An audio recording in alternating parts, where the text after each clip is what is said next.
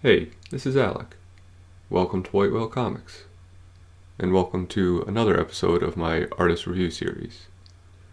Today, we're going to be discussing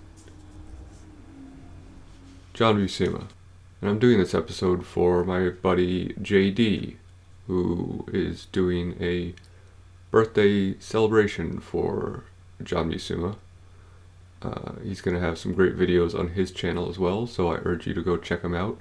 And it's also his birthday this month. Before we get into the meat of this episode, I want to discuss one thing. How to Draw Comics the Marvel Way.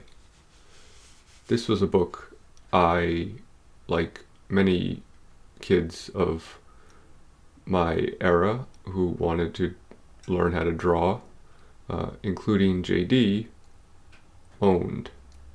This book was really invaluable to me and taught me quite a bit. I never certainly got to the level of Mr. Buscema, but it still was a great resource, and it taught me quite a lot. And one thing it focused on was movement and how to capture that when you're drawing, which is what I'm going to focus on here: movement and action in his artwork. So we see here a page from an issue of Conan. I believe this is Savage Sword of Conan, and there's a lot of movement, there's a lot of action, and it is dynamic. It feels real, it feels fluid. And there is a secret as to how he was able to achieve this, besides just being extraordinarily talented. He started by drawing pages like this. Very loose, very fluid, allowing the pencil to move on its own in certain ways, drawing from the elbow rather than the wrist. What that means is, if you think about holding a pencil and rotating your wrist to draw a line versus rotating at your elbow, where you get more range of movement, a looser, more organic line. And the sketch certainly is not tight. It would take a lot of time to dissect it in order to ink it. But this style of drawing is, I wouldn't say required, but is certainly beneficial when you're trying to capture a look like this.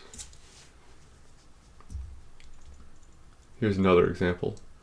Up at the top you see him fighting this ape, and you get some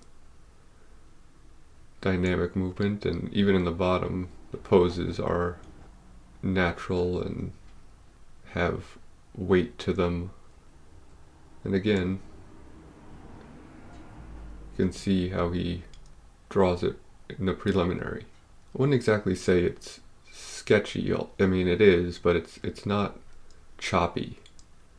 The lines, like I said, are very fluid, and they have a life of their own. In fact, looking at the sketch, it has a much different life and a much different dynamic feel to it than the finished product. I find it very interesting. Here's another sketch for a cover of Conan the Barbarian. And here's another sketch with the inked version and the final color version. And again, you can see the movement in the original sketch. It really is the basis for what creates the life and the soul in his drawings. His characters have a certain life to them that you don't get with a lot of artists. You see a lot of artists who are very good at drawing, but their stuff looks very stiff, and his stuff was never stiff. It was always moving. was always dynamic, and it always had weight and life to it.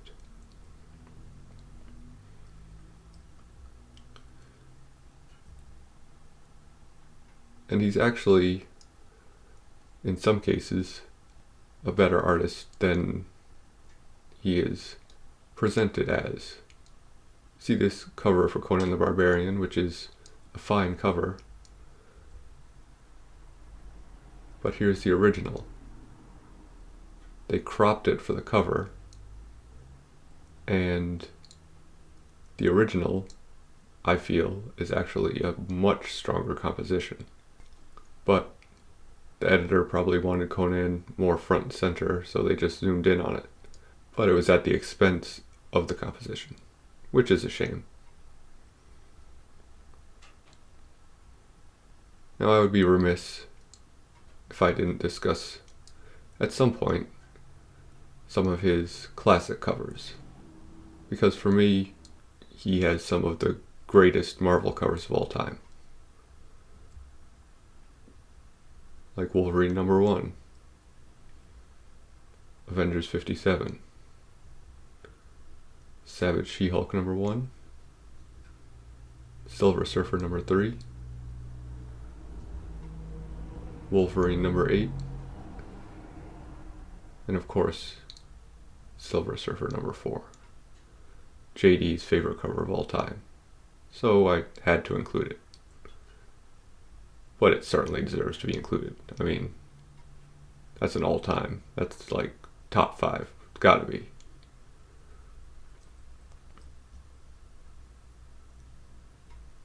John Buscema is certainly one of the all-time greats in comic art.